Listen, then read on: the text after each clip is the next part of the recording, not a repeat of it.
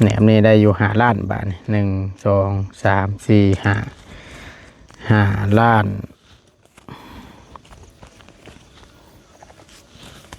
1 2 3 4 5 ล้าน 4 แสน 7โมเมนต์7ได้เนาะ5 ล้าน 4 แสน 60 พันพี่น้องเลยบอกไปแล้วประตูนก็ได้นี่ยอดรวมของห้านค่าน้ำปั่นของน้องกึมีอยู่น้ำประตูนณตอนนี้มีอยู่5 ล้านกับ4 แสน 60 พันพี่น้องมีอยู่ณตอนนี้ไอ้ชี้แจงตัวหู้อยู่บ่เงินหลอดยอดรวมของตัวน้ำไม้นี่เท่าใดหู้แต่ว่ามาแต่ละรอบนั้นเท่านั้นเท่านี้ตัวบริจดไว้บ่บริจดครับตายบ่ญาตินายโกงบ่ก็ยาได้อยู่ลำอาย นี่แหละประตูนได้รวบรวมไว้มึงนี่ชื่อตัวกระจนขาดปะ เทียปิดจมูกก็บ่มีชื่อเยอะเด้อใช่ครับผู้น้ำกันทางประตูนได้รวบรวมไว้เบิดละเมื่อกี้นี้พี่น้องก็ได้ลงได้รักอักษรได้ไว้เรียบร้อยแล้วมีอยู่ณตอนนี้เด้อมึงนี่น่ะเฮ็ดหย่อปอดอยู่1 2 3 4 5มีอยู่5 ล้านกับ4 แสน 60 พันเด้อรวมเบิดเด้อแต่ละครั้งที่ผู้ใหญ่เพิ่นซอยเข้ามาได้ไปแจ้งแล้วก็มาร่วมไว้ในนี่แหละได้5 ล้าน 4 แสน 60 พันเด้อ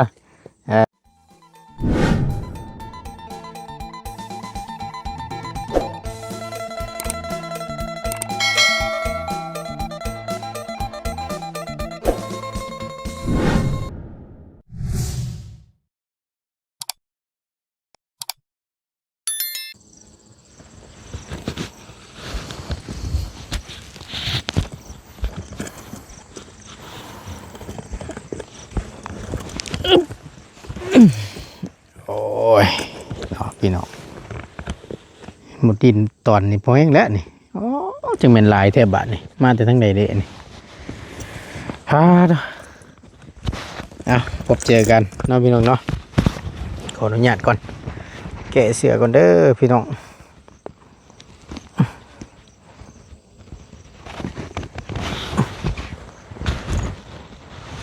พี่น้องเพิ่นว่าถ้าว่าใส่เสือสีลำแขนยาวนี่มันอมความร้อนว่าซั่นเห็นพี่น้องเพิ่นคอมเมนต์มาบอกอยู่เลยบางเทื่อก็ได้โอ้ยนี่แหละซีเมนต์ความเพิ่นไปจังเนาะก็บ่ตูนกับบ่เคยจักเทื่อหั่นนะ แต่ว่าเรื่องความร้อนนี่ก็คือว่าหั่นแหละถ้าหากว่ามันแดดออกนี่ก็ร้อนเนาะเอาก่อนอื่นพี่น้องเนาะกราบสำบายดีและสวัสดีเด้อพี่น้องเด้อสำบายดีเบิดสุขุสุคนบ่ว่าสิอยู่ในและก็ต่างประเทศก็ยินดีต้อนรับกับสู่ช่องประธานป้องชาแนลคือเก่าเนาะพบเจอกันมาพอดีแล้วบัดนี้พี่น้องในคลิปนี้ทั้งบ่ตูนก็สิได้อัปเดตเรื่องเงินน้องกึเนาะเงินน้องกึหรือว่าน้องพรเท่านี่แหละว่าเนาะรวมทั้งเบิดทั้งมวลน่ะมันได้เท่าไหร่ทางประตูนก็จะได้อัปเดตให้พี่ให้น้องได้รับผู้นำกันเนาะอีกข้อนึงพี่น้องเลยพอดี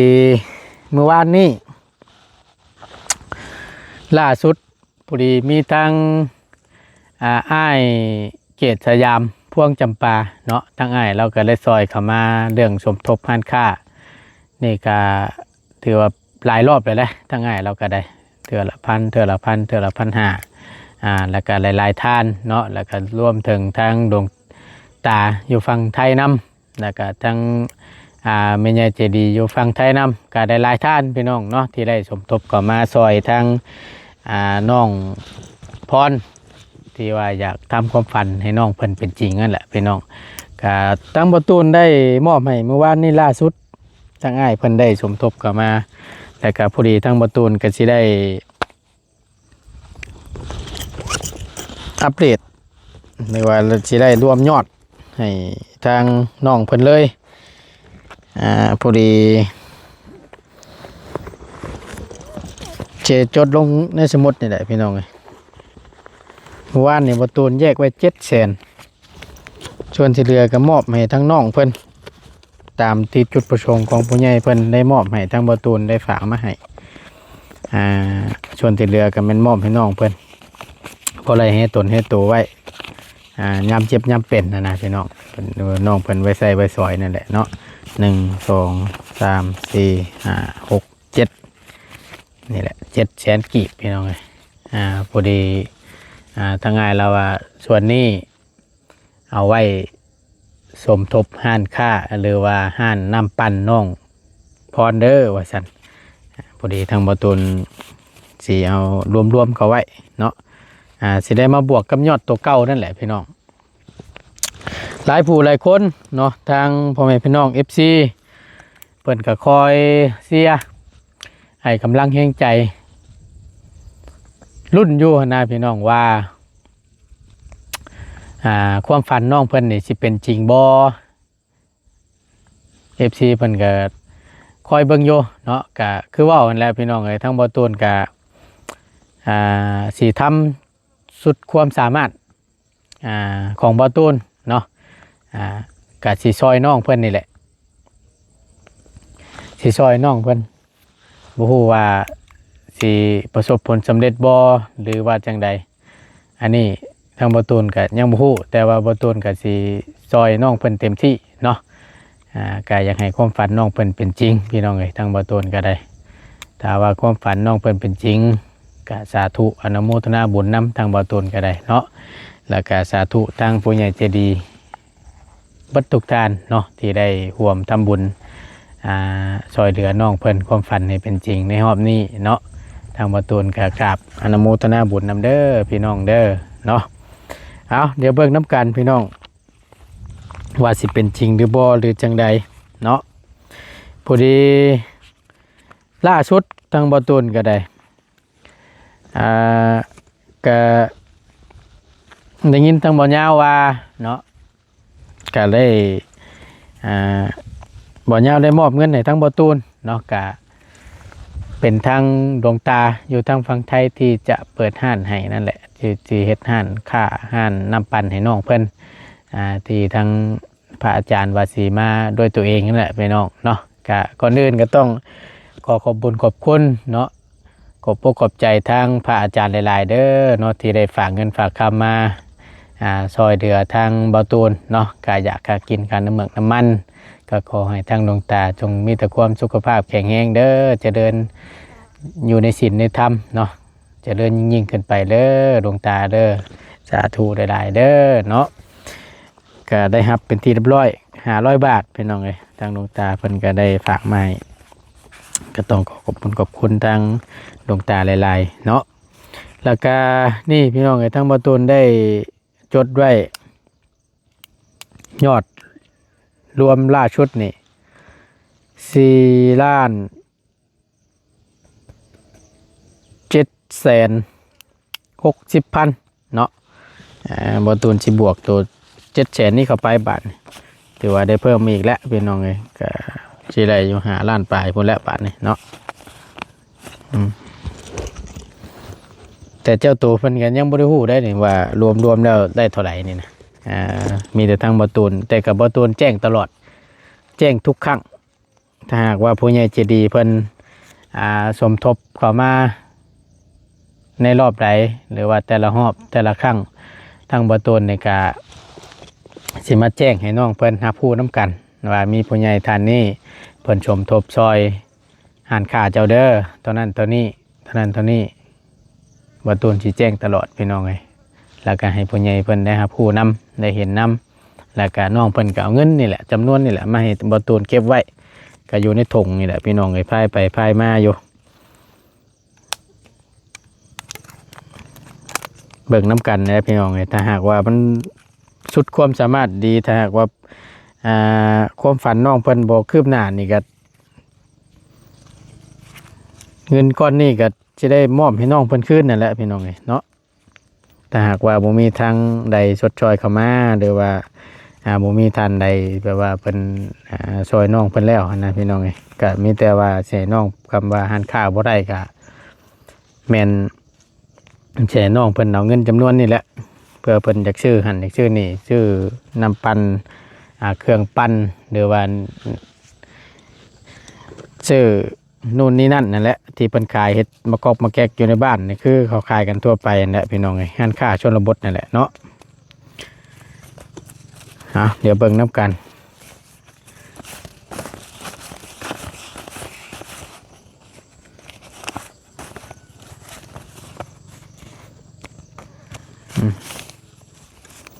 อยู่ในนี่1 2 3 4ล้าน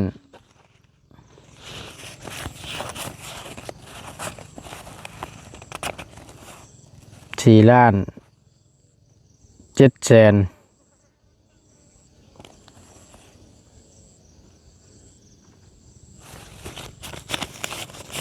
60,000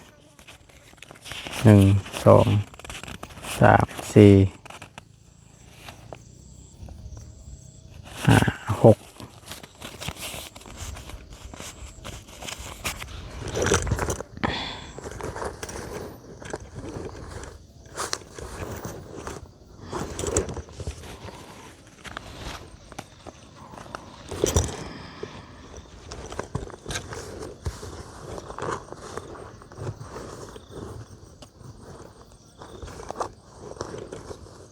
ใช่ไปทางไหนเลยนี่พี่น้องเนาะ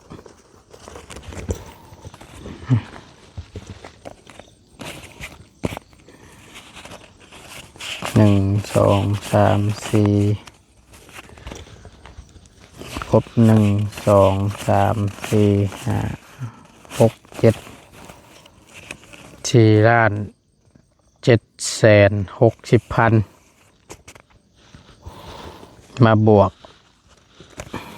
1 2 3 4 5 6 7แล้วก็8 9 10 1 2 3 4 5 6 7 8 9 10 1 ล้านกีบเนาะเสียดายแนบไว้ให้น้องเพิ่นก่อนกับบริไปทั้งใดพี่น้องก็อยู่นี่แหละ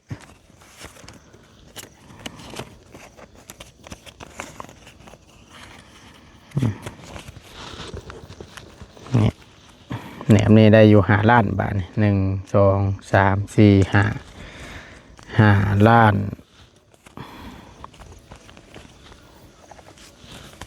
1 2 3 4 5,400,000 7โมเมนต์7ได้เนาะ5,460,000พี่น้องว่าไปแล้วบ่ตุนก็ได้นี่ยอดรวมของ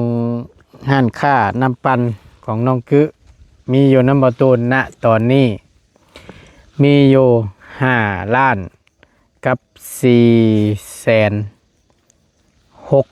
460,000พี่น้อง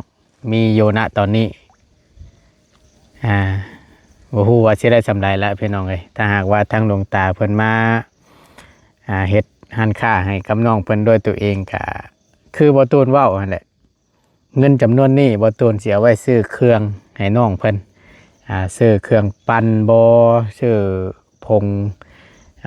นู่นนี่นั่นที่เกี่ยวกับน้องเพิ่นจะขายนั่นแหละแต่ก็บ่ฮู้ว่าสิได้เท่าไหร่แต่ณตอนนี้งบหันค่านำปั่นของน้องกึมีอยู่5,400,000 กับ 60,000 กีบเด้อพี่น้องเด้ออยู่นำบ่ตูนณตอนนี้เนาะ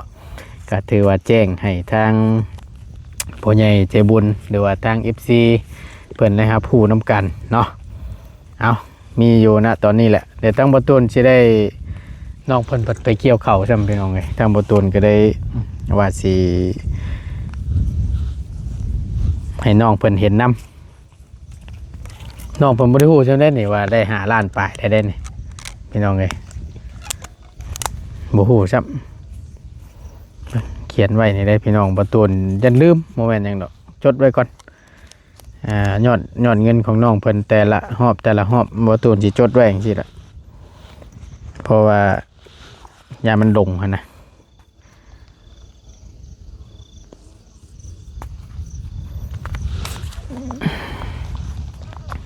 ล้านบาทนี่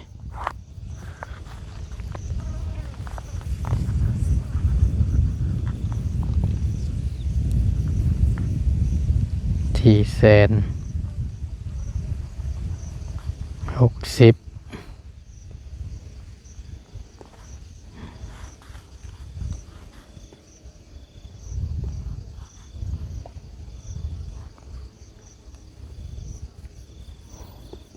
อันนั้น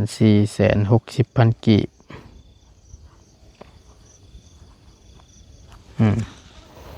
มาตูนสิจดไว้ในนี้แต่ว่างบมาแต่ละรอบรวมแล้วก็เอาก็สิได้ฮู้ว่ามันสำไรนะพี่น้องเดี๋ยวทางบ่ตูนสิให้น้องเพิ่นเบิ่งนํกันว่ารวมณตอนนี้ล่าสุดไล่สำไรแล้วเนาะแต่ว่าซื้อเครื่องปั้นเครื่องหยังนี่ไล่อยู่พี่น้องเอ้ยเนาะแล้วก็พวกผงโกโก้ผงนู่นนี่นั่นบ่เนาะก็สิไล่อยู่แต่ก็บ่หลายนั่นแหละพี่น้องเอ้ยเอาสำงบเฮาที่มีเนาะถังน้ำก้อนน้ำเนเขาบอกถึงนะเนาะก็ต้องได้ใส่แล้วตัวนี้ใส่น้ำก้อนน้ำแข็งไว้บางเถื่อเขาไปเอามาข้างนอกขนาดกลางก็ได้นะพี่น้องก็สิบ่แพงปานใดบ่ตูนถามเมื่อนั้นเท่าใดก็อยู่พลานนี่ตัวกลางประมาณแต่บ่ตูนจำบ่ผิดนี่ประมาณ3,000หรือ2,000ประมาณนี่แหละแต่จำบ่ผิดพี่น้องอิงตามขนาดทางแรงๆนะทางพลาสติกนะยิงตามขนาดบางอันก็4,000 6,000เป็นหมื่นก็มีหรือว่าตัวแพงก็มีนะพี่น้องว่าตามขนาดมันว่าสั้นซะเนาะเอาก็ถือว่าได้แจ้งให้ครับผู้น้ำกันอีกรอบนึงเนาะให้น้องเพิ่นถือน้องเพิ่นก็บ่ถือพี่น้องเลยให้บ่ตูนถือไว้ย่านความฝันบ่เป็นจริงว่าซั่นจักสิว่าจังใดบ่ตูนก็ได้จำเป็นต้องได้ถือให้น้องเพิ่นเอาพี่น้องเพิ่นก็ว่าถือให้น้องซะเด้อบ่ตูนเด้อว่าซั่นฝากไว้นำบ่ตูนนี่แหละว่าซั่นเนาะบ่ตูนก็สิได้เก็บไว้ให้ทางน้องเพิ่นนี่แหละบ่ตูนก็สิอัปเดตให้แบบซี่แหละFC ได้ครับผู้นํกันจังน้อยสิว่า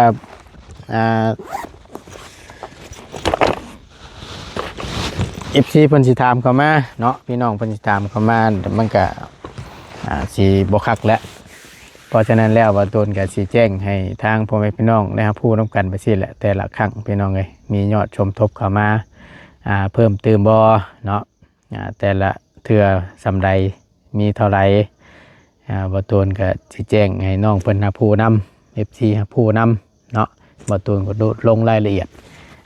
ไว้กันไว้นะพี่น้องเนาะอย่าลืมโมเมนต์อย่างดอกเถื่อมันหลายทางบางเถื่อแบบเงินนู่นนี่นั่นแน่เอาผัดยันลืมนะพี่น้องเอาหลายผู้หลายคนพี่น้องเลยบ่ตูนก็สิบ่เว้าแล้วล่ะพอดี ทางบ่ตูนก็ได้ยินบ่ยาวเว้าเมื่อคืนนี่หลังจากที่ทางบ่ตูนได้ลงคลิปน้องคือไปเมื่อวานนี่คลิปที่ว่าทางบ่ตูนได้ชื่อจะล่อให้ทั้งน้องเพิ่นอันนี้บ่ฮู้ว่าจักสิว่าจังใดบ่ตูนก็ได้ยินบ่ยาวอ่านสู่บ่ตูนฟังมันมีคอมเมนต์ที่บ่ดีนั่นแหละพี่น้องเอ้ยเว้าอยู่ในช่องบ่ตูนที่บ่ตูนลงไปช่วงแรงๆเมื่อวานนี้และคอมเมนต์คล้ายทำนองว่าบ่ตูนบ่ยาวว่าซั่นน้องพรผู้สาวข่อยเจ้าจะแตะว่าซั่นหรือว่าเจ้าห้ามยุ่งนะอย่างประมาณนี้นะพี่น้องเอ้ย สิเป็นผู้ว่าน้องเพิ่นคุยบ่หรือว่าจังได๋อันนี้บ่ตูนบ่ฮู้นำแต่คอมเมนต์เข้ามานั่นนะพี่น้องเอ้ยบ่ตูนซึ่ง อ่าบ่ฮู้จักก็ดีอันนี้ จักเพิ่นคิดไปได้ใดแหละคิดไปในทางที่มันบ่ดีหันน่ะไปคิดว่าบ่ยาวกับบ่ต้นนี่สิเฮ็ดบ่ดีบ่ได้กับน้องเพิ่นซึ่งตัวนี้บ่ต้นบอกไว้เลยพี่น้องเอ้ย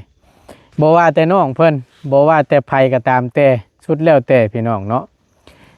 ที่ผ่านมาก็คือกันถ้าเกี่ยวกับประเภทนี้ได้บ่ต้นเว้าให้เต็มปากเลยว่าเกี่ยวกับประเภทนี้ที่คิดบ่ดีบ่ได้กับน้องเพิ่นหรือว่าไผๆก็ตามแต่พี่น้องเอ้ยแต่เกี่ยวกับประเภทนี้บ่ตูนบ่ได้มีอยู่ในหัวจักดินะพี่น้องถ้าช่วยก็คือช่วยคนที่เฮาช่วยก็คือช่วยก็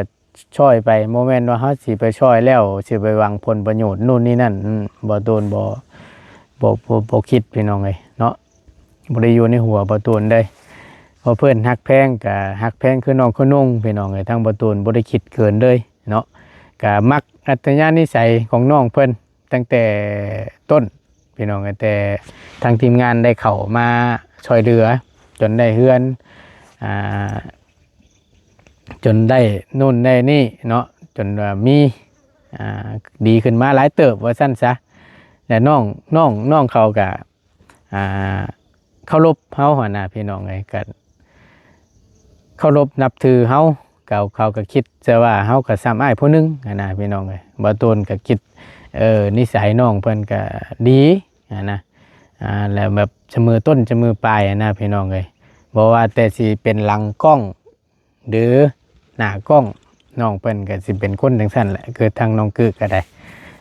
ก็เลยน้องเพิ่นก็อัจฉริยะใจดีนะพี่น้องเนาะซึ่งผู้ที่คอมเมนต์เข้ามาหรือว่าคิดแนวลบนะบ่ฮู้ว่าคิดกับบ่ตูนกับบ่ยาวบ่ฮู้ว่าคิดในแง่มุมใดพี่น้องเนาะเพราะฉะนั้นแล้วทั้งบ่ตูนก็ฝากเท่านั้นแหละพี่น้องเอ้ยเนาะถ้าหากว่าได้เบิ่งคนที่คอมเมนต์ที่แนวลบที่ว่าให้นะบ่ยาวบ่ตูนน้องพรผู้สาวข่อยห้ามแตะเลิ่นนะ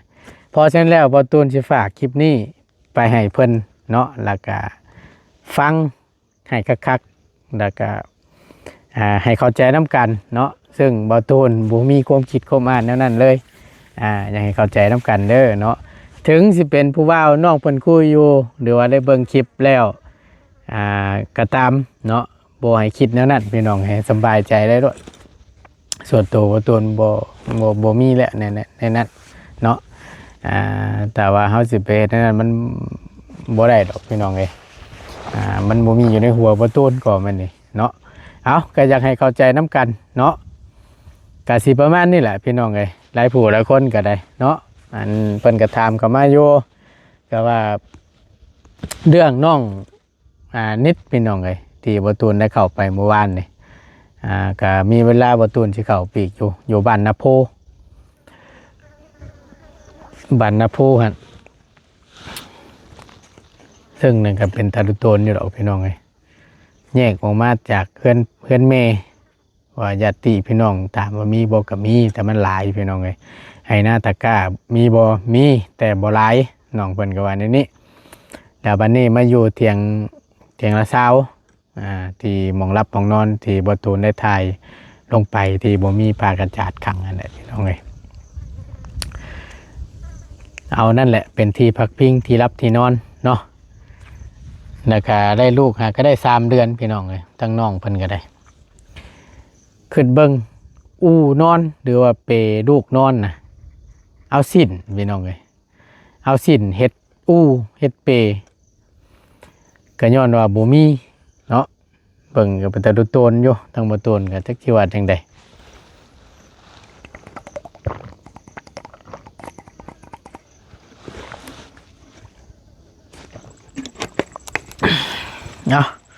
มีแต่ว่าทั้งบ่ตูนกับ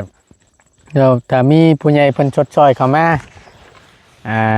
ทั้งครอบครัวของน้องเพิ่นเนาะทั้งบ่ตูนก็สิได้เข้าไปอีกพี่น้องเอ้ยจะไปตาดูโตนนะเวทนาเพิ่น จังใดก็ฝากคือเก่าและพี่น้องทั้งบ่ต้นก็ได้ซอยพิจารณาเบิ่งน้ำกันทั้งครอบครัวของน้องนิดเนาะก็คือเห็นนั่นแหละสภาพ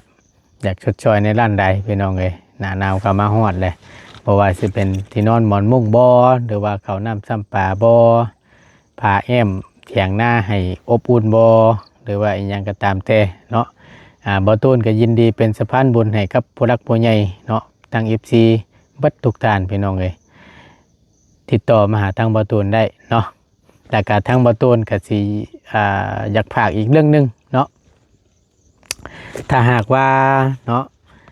ผู้ใหญ่ใจดีที่เคยให้ทั้งบ่ต้นเป็นสะพานบุญให้ที่ผ่านมาหรือผู้ใหญ่ใจดีที่เพิ่นอยากให้บ่ต้นเป็นสะพานบุญให้บ่ต้นกราบเรียนแบบซี่พี่น้องเอ้ยบอกให้ทางพ่อแม่พี่น้องรับผู้นั่นนี่ติดต่อมาทางบ่ต้นบางเทื่อถ้าหากว่าบ่โทรมาหาทางบ่ต้นติดอยู่แต่ทางบ่ต้นบ่ได้รับก็ถ้าหากว่ามีเรื่องหยังอยากร่วมบ่หรือว่าอยากฝากให้ทั้งบ่ต้นเป็นสะพานบุญให้บ่ถ้าหากโทรมาหาบ่ต้นบ่รับนี่ก็ทิ่มขอความไว้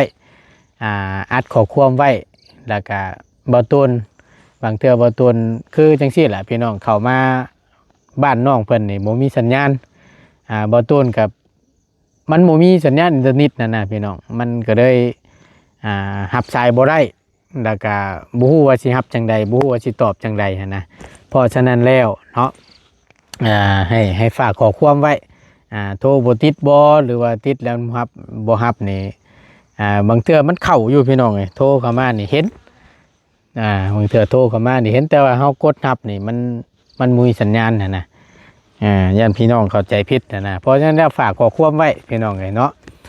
อัดขอความถิ่มไว้เดี๋ยวบ่ต้นออกไปสิออกไปอ่านแล้วก็แนวใดก็บ่ต้นสิตอบกลับนะเนาะบอกแจ้งให้เขาพูดน้ำกันนะผู้ใหญ่ใจดีทุกท่านเนาะบางเทื่อกับบางคนหรือว่าบางผู้ใหญ่บางท่านเพิ่นใจห้อนบางเทื่อก็ติดต่อบ่ต้นบ่ได้บ่หรือว่าโทรมาบ่ต้นบ่รับสายบางเทื่อก็เพิ่นก็เปลี่ยนผู้ใหม่อย่างเช่นนะอันนี้ก็บ่ว่ากันแล้วแต่จุดประสงค์ของเพิ่นเนาะถ้าหากว่าเพิ่นบ่ไว้ใจบ่หรือว่านู่นนี่นั่นก็เปลี่ยนก็บ่เป็นหยังพี่น้องเอ้ยแล้วแต่ความสะดวกความพึงพอใจของผู้ใหญ่แต่ละท่านสิให้ไปเป็นสะพานบุญให้ก็ได้เบิดพี่น้องเนาะเอาเพราะฉะนั้นแล้วทางบ่ต้นก็ฝากไว้นี่แหละเนาะท้ายๆคลิปพี่น้องเอ้ยเอาขอบคุณหลายๆอยู่ดีมีแฮงเด้อพี่น้องเด้อที่เข้ามาฟังทางบ่ต้นเนาะนั่งจมนั่งเว้าสู่ฟังเนาะแล้วก็เบิ่งคลิปโดยบ่ขาดโฆษณาและเป็นน้องไอ้สิ่งที่สำคัญเนาะก็บ่ต้นก็บ่มีหยังตอบบุญแทนคุณก็มีแต่กราบขอบคุณเนาะผู้ใหญ่ใจดีเบิดทุกท่านก็อยู่ดีมีแฮงสุขภาพร่างกายแข็งแรงเด้อพี่น้องเด้อเนาะอย่าเจ็บอย่าจนร่ำได้รวยสาธุเด้อพี่น้องเด้อเอาถ้าหากคลิปนี้เนาะทางบ่ต้นว่าผิดพลาดประการใดบ่ต้นกราบขอโทษขออภัยนำพ่อแม่พี่น้องFC ได้เด้อพี่น้องเด้อเนาะเว้าบ่ถูกบ่ต้องบ่จบบ่งามขอโทษขออภัยหลายๆสำหรับคลิปนี้บ่ต้นไปแล้วอยู่ดีมีแฮงเจอกันคลิปหน้าพี่น้องเอ้ยสบายดีเด้อพี่น้องเด้อไปบ้านนี่โอ้ยช่วงแรงๆพี่น้องเอ้ยทางบ่ต้นก็ได้เนาะแดดคักอยู่ล็อกนั่นนี่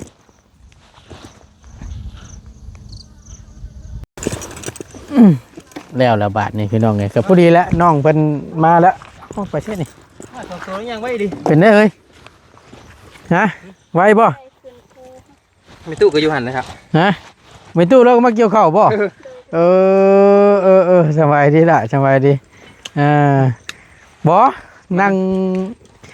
อันนั้นให้พี่น้องเพิ่นก็นี่ก็ยังท้องคุยอยู่เป็นเงินดีเนาะบ่ไหวบ่ก็บ่ได้หมายความนั้นก็บ่ยากก็สิกันกินบ่ซะหมู่คู่ก็เนาะซะเดี๋ยวนี้ก็บ่โอ้เดี๋ยวจื้อไว้วันน่ะเนี่ยตึงตาข่อยก็แล้วกันบ่จังบ่นะหมู่เว้าเดี๋ยวนี้ก็บ่คักปานใดแล้วเฮาก็ได้ข่อยก็หัวบ่ด้านกันใจน้อยคือกันเด้แซ่บบ่ครับแซ่บบ่เอาเนาะถึกเผาปลาถึกอยู่บ่อะไรอยู่บ่ เมื่อยเบาแต่ว่ายาวเว้ย บ่ต้องไปยาวบ่จ้ะ บ่นะข่อยนั่งเบิ่งได้ยินแต่เสียงมันแล้วบ่อนต่ำๆอยู่จักสิว่าแนวใด บ่ได้ย่อบ้างวะ เอ้ย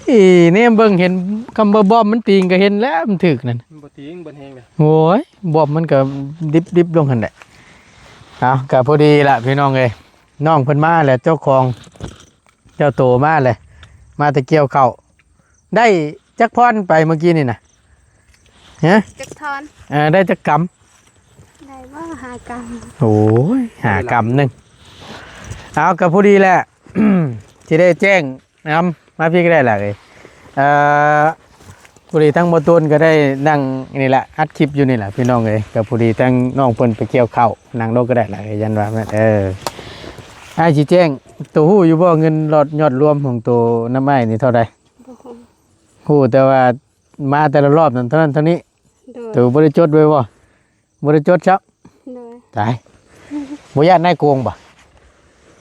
ก็ยาได้อยู่ลำอาย เบิ่งไอ้ใช่เบิ่งเด้อนี่แหละบ่ตูนได้รวบรวมไว้มึงนี่ชื่อตัวกระจนขาดบ่ เทียปิดจมูก แต่ก็บ่มีชื่อหยังเด้อ เด้อใช่ครับผู้น้ำกันทางบ่ตูนได้รวบรวมไว้เบิดละเมื่อกี้นี้พี่น้องก็ได้ลงได้รักอักษรได้ไว้เรียบร้อยแล้ว มีอยู่ณตอนนี้เด้อมึงนี่น่ะเฮ็ดหย่อปอดอยู่1 2 3 4 5มีอยู่5ล้านกับ460,000เด้อรวมเบิดเด้อแต่ละครั้งที่ผู้ใหญ่เพิ่นซอยเข้ามาได้ให้ไปแจ้งแล้วก็มารวมไว้ในนี่แหละได้5,460,000เด้อแจ้งให้เฮาผู้นำกันเด้อเพราะว่าแต่ละเทื่อนั่นคือว่าได้พี่น้องกับบ่ตูนมาแจ้งแล้วก็ยอดรวมบ่ฮู้ครับว่าเท่าไหร่นี่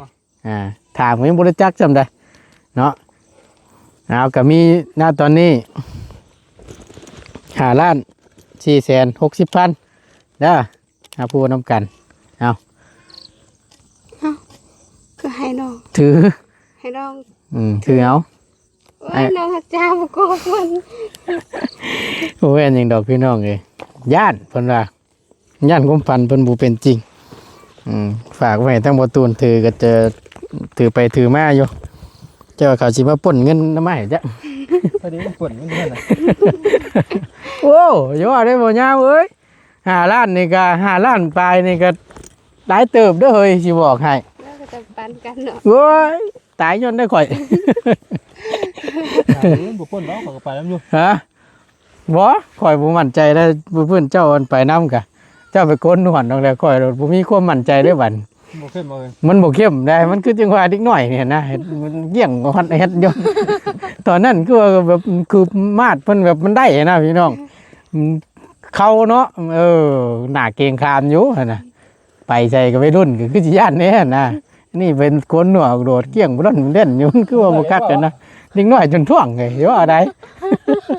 ถ้าถามว่า โอ้ตาย หาได้บ่ ว่ะ ปลาน่ะ ปลามาได้ไสน่ะ งาน โอ้ย ขึ้นเบิกเด็กน้อยจุดออกเชียงใช่จำซ้ำนี่นะเอาจุดเบิ่ง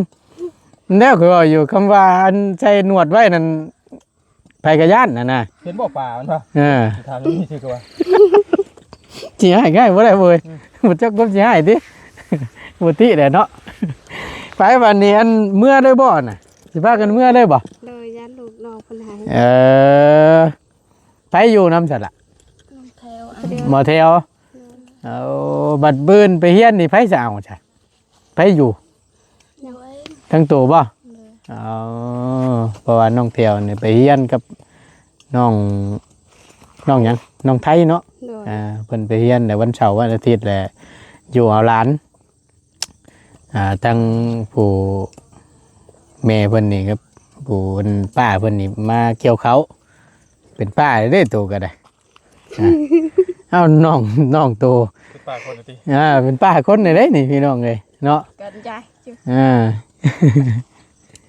เถ่าแล้วนี่ ลุงก็ยังบ่มี